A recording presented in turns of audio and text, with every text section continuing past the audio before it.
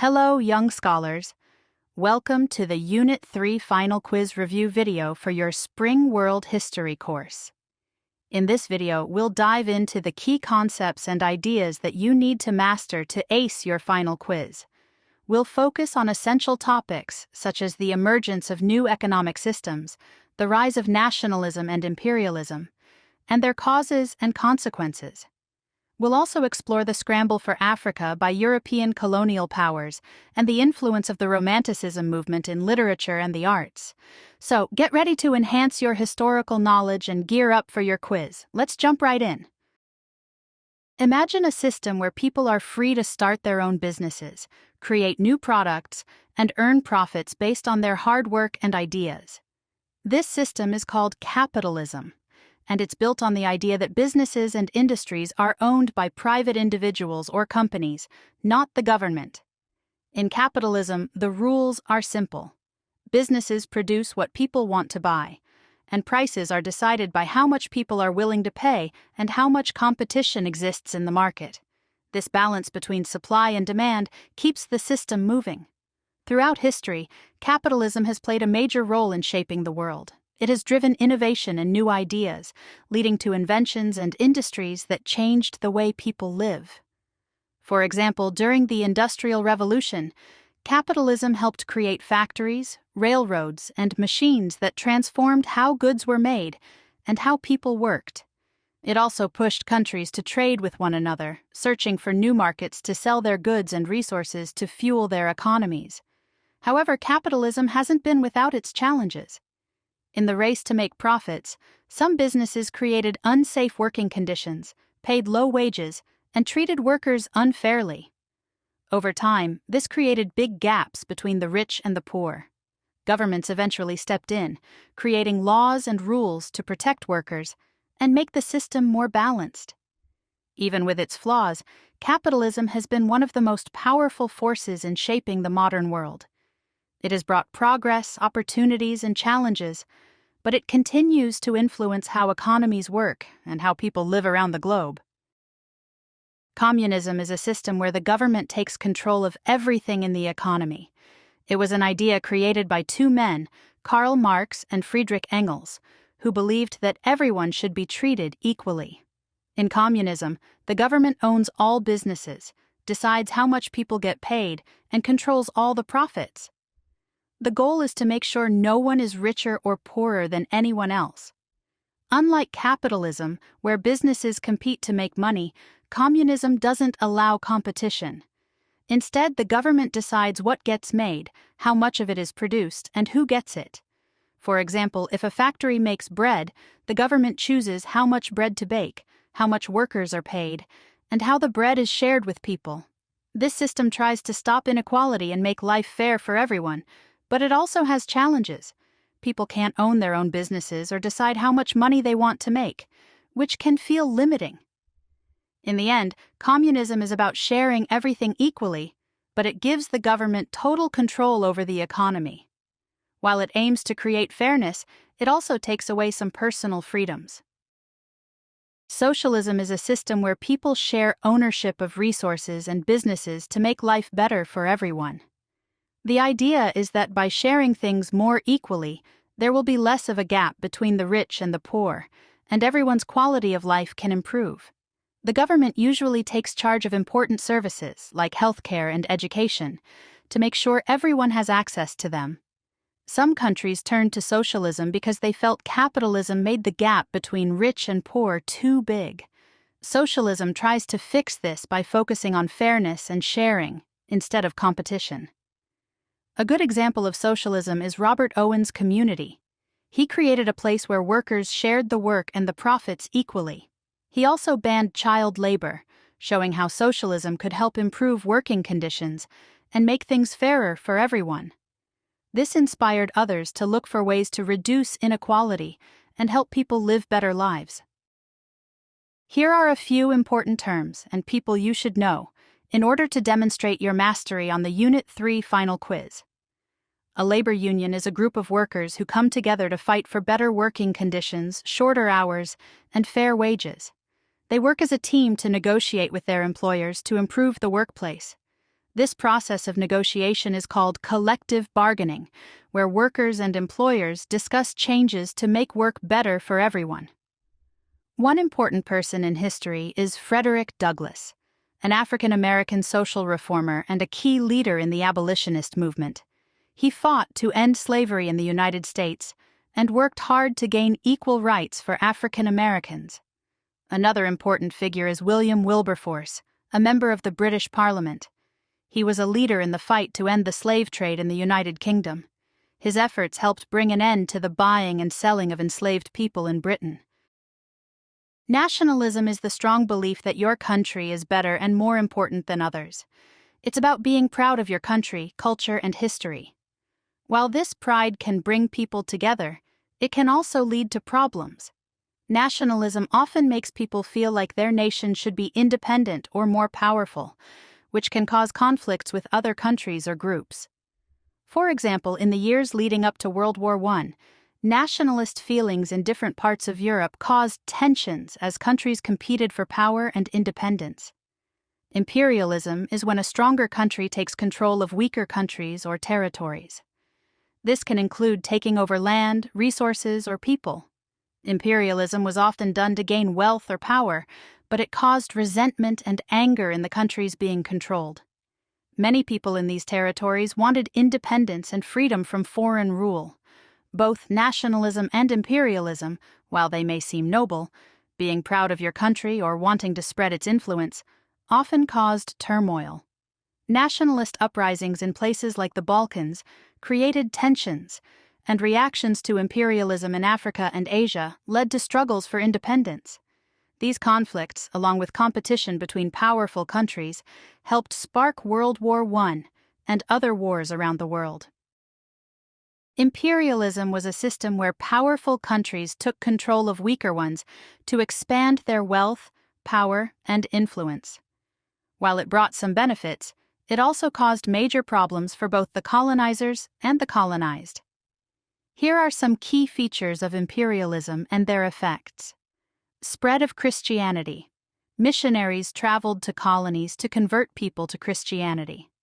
This brought education and healthcare to some areas, but it also replaced traditional religions and cultures, leaving many feeling their way of life was being erased.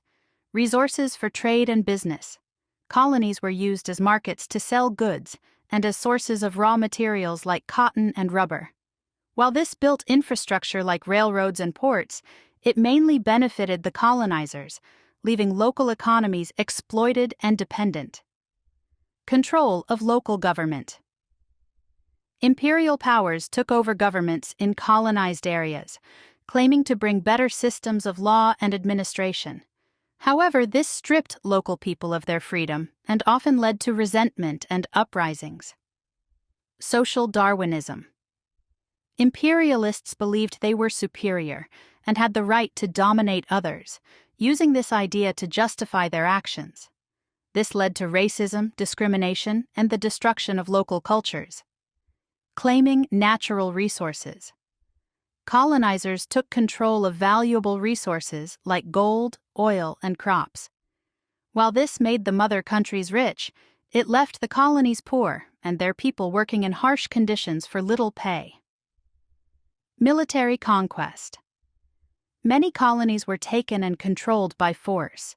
This expanded empires but caused violence, destruction, and fear in the colonized regions.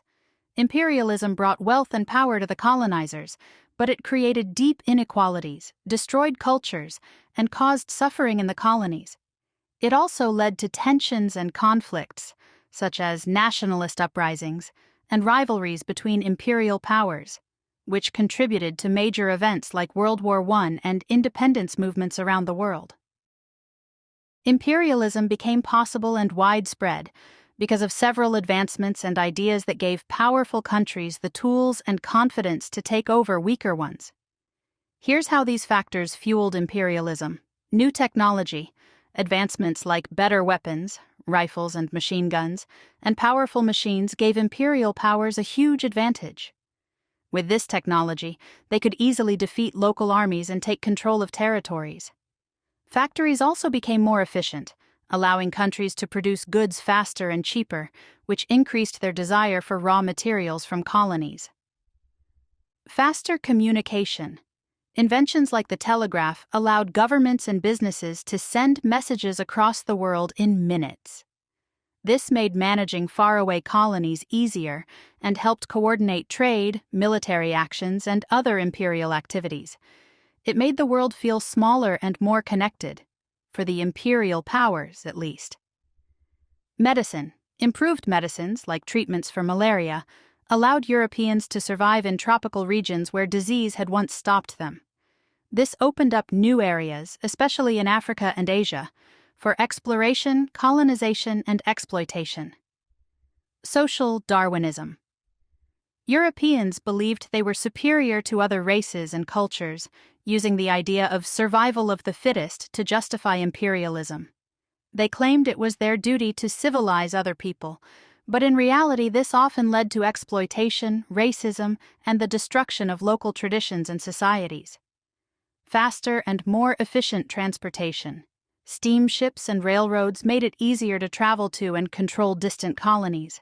These technologies also allowed goods and resources to be transported quickly, making imperialism more profitable for the mother countries. Why it matters.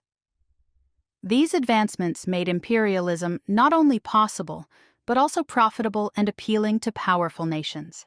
However, while imperialism helped empires grow, it caused widespread suffering, exploitation, and the destruction of cultures in the colonized territories.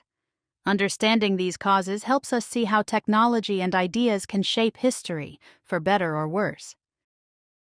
Imperialism had major effects on the world, many of which caused problems that still exist today. Here's what happened. Colonized countries stayed poor. Colonizers didn't help colonies build industries. Instead, they took resources and sold their own goods.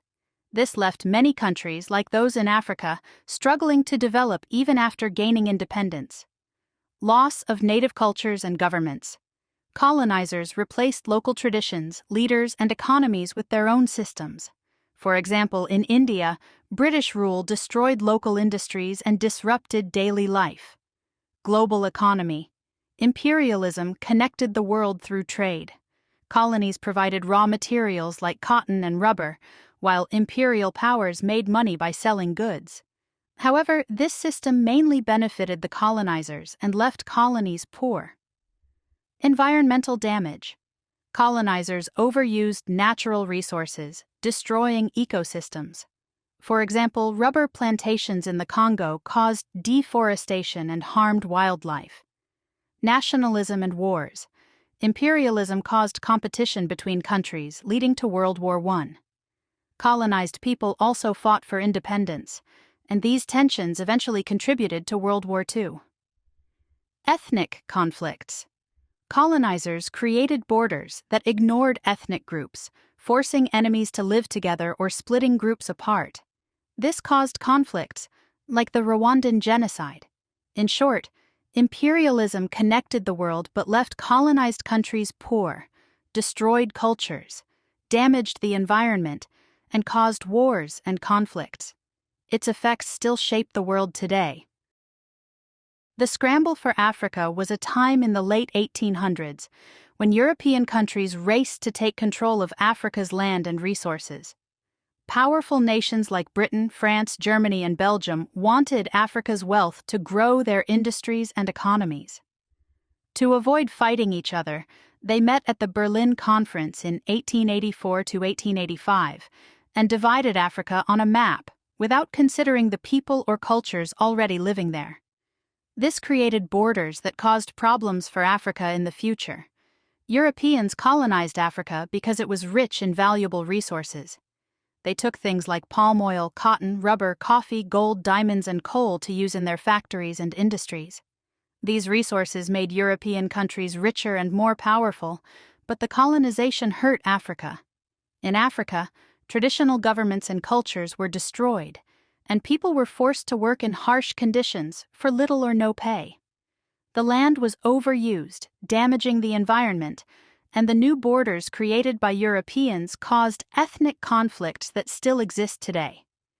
In short, the scramble for Africa brought wealth to Europe, but left Africa with lasting problems, including poverty, division, and exploitation. It changed Africa and the world forever. Romanticism was an important movement in art and literature that began in the late 18th century.